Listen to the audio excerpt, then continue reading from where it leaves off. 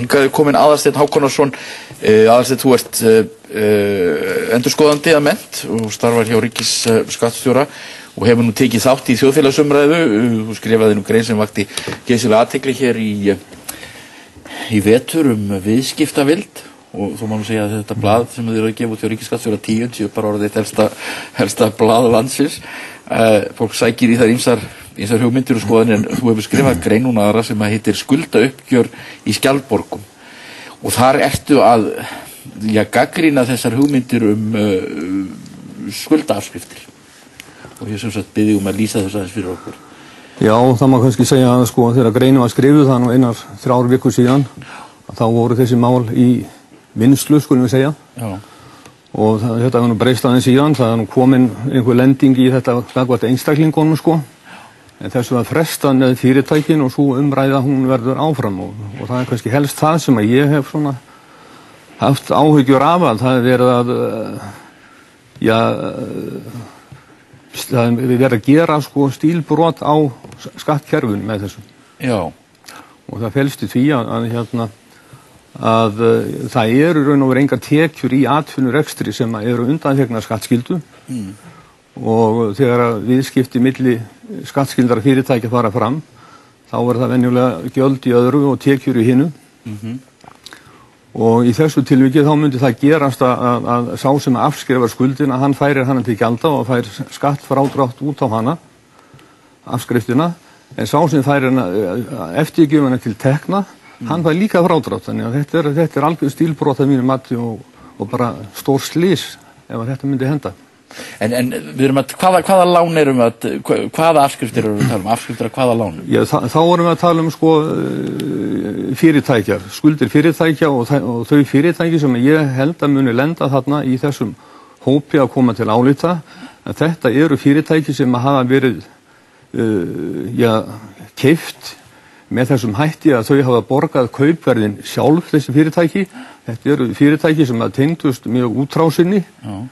Og það eru þannig fyrirtæki sem að þegar skuldaafléttingi fer fram sem að myndu sko lenda eða undir þessum hatti. Já. Að mínu mati. Eitthvað af svona lánafyrirgreiðslu er enda bara til skoðunar hjá saksóknara?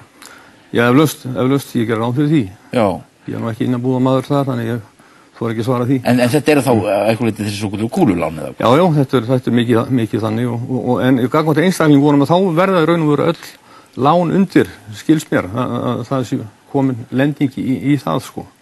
Hvernig sem þau eru tilkomin, það er ekki bara verið að hugsa þessa einstaklingar sem að skuldsettu sig til þess að lifa af í þessu þjóðfélagi sko. Það eru raun og veru allar skuldir vegna hlutabréfa kaupa og braks og allra slíkra hluta. Þau eru þarna undir í þessum hatti sem að ef að viðkomandi aðilar uppfylla almenn skilyrði lagana. Já, en erum við þá að fara afskrifa í stórum stíl hjá óreiðum mönnum eins og það segir? Já, ég vil nú ekki fullera hvernig þetta verður í framkvæmd sko, en maður hefði nú haldið að það hefði svona, það sé hálf, ég segi að það sé hálf falskur tónn í þessu vegna þess að svona þegar að ríkið er að létta einstaklingum í lið, til dæmis með vaxtabótum og barnabótum, þá er nú svona gætt vel að það sé ekki verið að greiða til þeirra sem að sko hafa til hnífs og skeiða, skulum við segja. Já.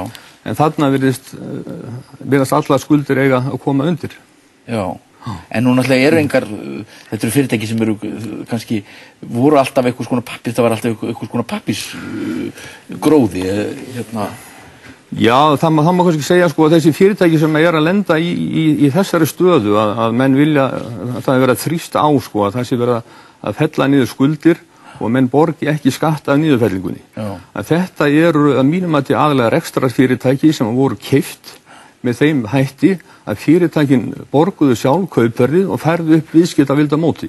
Og viðskiptavildin er eign í þessu tilviki þegar öfgan samruna er að ræða sem kallað er, sem að veitir ekki skattafrádrátt og þar að leiðandi mun niðurfellingin kalla á skattgreiðslu hjá þessum fyrirtækjum. Og ég held að þetta sé mikið stílbrot og stór slys ef þetta verður gert svona. En getur þú kannski lýst þeim, þú í þessari grein þá lýsir þú svolítið þessum lánum, hvað sæðilegustu voru? Já, ég var nú að lýsa þarna svona bara dæmi lán, það sem að menn voru mikið að semja við sjálfa sig, svona stjórnendur banka og fjármálafyrirtækja, þeir og sína nánustu samstarfsmenn, þeir voru að semja við þá lán sem að raun og voru ekki sko hluti af almennu lánaframboði bankana. Við gáttum ekki fengið svona lán. Nei. Þetta voru lána betri kjörum, það var ekki greiddur að þessu lántökukostnaður, það var ekki greiddur að þessu stimpilgjöld, það var greiddur að þessu lægri vextir heldur en við hefðum þurft að greiða og svo framvegis. Þannig að þarna voru menn aðalega semja við sjálfa sig og sína nánustu samstarfsmenn. Þannig var það. Og þetta voru svo svolítið lán til skyldra aðila eða vildarvinna og... Já, og náttúrulega voru þetta tiltölulega sko fámennir kjarnar þannig að þetta voru blokkir sem að réðu ferðin í þessu. Já. Sýnist mér svona... Og nú sýnist þér að nú óttastu það að þetta verði ekki bara afskrifað heldur að þurfum menn ekki heldur að greiða skatt af afskriftum? Já, nú sko þessar umræðum fyrirtækjum var frestað, þau voru tekin úr sambandi daginn þegar þessi umræði var nú í gangi. En mér skildist þegar ég var að keyra hingað áðan og heyrði það í fréttum að hún myndi byrja aftur á mánudaginn þessi umræði fyrirtækjum, hvernig ætti að taka á skuldum þeirra, þannig að það nú kannski ekki slís orðið þar en maður kannski óttast að það gæti ekki. Þú spyrði í lokaorðum greinarinnar, ekki nóg komið að rugli í þessu þjóðfélagi? Já, manni finnst nú margt hafa farið svona úr böndunum eins og hvernig þessi bankar uksu upp úr bara eins og baunagrasið forðum í sögunum Jóa sko, þeir efnahagsreikningar bankana þriggja, Kaupþings, Glitnis og Landsbankans voru það bil tífalt stærri heldur en brúttó þjóðarframleiðslan þegar þeir féllu þessi bankar. Já. Og þetta náttúrulega bara segir sér sjálft að þetta þvílík áhætta sem þeir að taka með svona gríðarlega stóru bankakerfi í svona litlu hagkerfi. Já. Hverjir ber ábyrgð á því að svona fyrr? Já, ég hef sagt það og stend við það að bankarnir beri mest ábyrgð því hvernig fór þeir sóttu þessi peninga hingað eða sóttu það til útlanda og lánuðu þá aftur út og byggu til alls konar viðskiptalausnir til þess að selja öðrum.